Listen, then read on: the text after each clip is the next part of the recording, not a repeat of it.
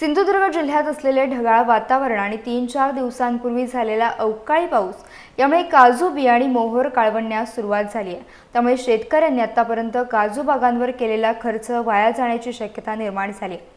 गेल्या काही दिवसांपासून असलेले ढगाळ वातावरण आणि 4 दिवसात झालेला अवकाळी पाऊस यामुळे काजू पीक संकटात सापडले। काजूला पालवी मोहर आणि काजू बी अशा अतिशय महत्त्वाच्या क्षणी फटका बसलाय। दिवसभर पावसाळी वातावरण राहिल्याने काजूचा मोहर आणि काजू बी काळवण्यास सुरुवात झाली। अनेक बागायतदारांच्या बागेत काजू बीवर काळे डाग तर काही बी पूर्णपणे काळी पडलेली दिसून येते। त्यामुळे बागायतदारांची धास्ती वाढली आहे। आतापर्यंत 2-3 फवारण्या काजू बागांवर झाल्या आहेत। याशिवाय खते कीटकनाशकांवर हजारो रुपये खर्च करण्यात आलाय। त्यातच मोहर काळवंडत असल्याने शेतकऱ्यांमध्ये चिंतेचं वातावरण पसरलंय। या व्यतिरिक्त सिंधुदुर्गात अनेक बागायतदारांना फळपीक विम्याचे पैसे प्राप्त झाले नाहीत अशी तक्रार देखील बागायतदारांकडून होती आहे।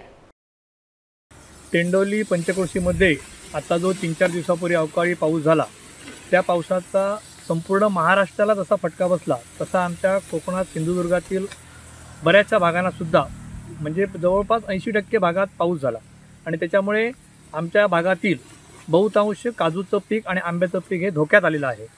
आज त्या ठिकाणी पीक वाचवण्यासाठी आमचा शेतकरी झाडावरती वेगवेगळ्या प्रकारची औषधांची फवारणी करून ते पीक वाचवण्याचा अतोनात प्रयत्न करीत आहे। तरीसुद्धा हवामानाची साथ योग्य त्या प्रमाणात त्याला मिळते अशी वाटत नाही आहे। त्याच्यामुळे आजच्या घडीला जर पाहायला गेलं तर आपल्या या टेंडोली पंचक्रोशीमधील आंबा आणि काजूचं पीक हे जवळपास 75%च्या पेक्षा जास्त प्रमाणाचं नुकसान झालेलं आहे।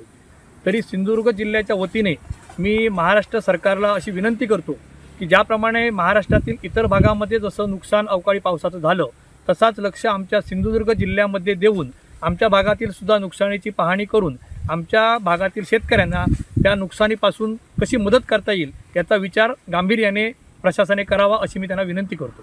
त्याच्यामुळे येत्या 26 जानेवारीला आम्ही शेतकऱ्यांना घेऊन जिल्ह्यामध्ये मोठं आंदोलन उभं करू, वेळेस उपोषणासह आम्ही बसण्याची तयारी ठेवली आहे।